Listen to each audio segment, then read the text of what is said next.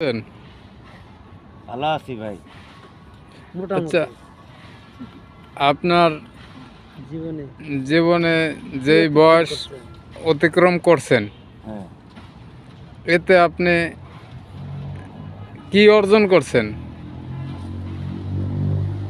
এই সমাজ আপনাকে কি দিছে আর আপনার সমাজকে কি দিছেন? সমাজকে আমি অনেক কিছু দিছি।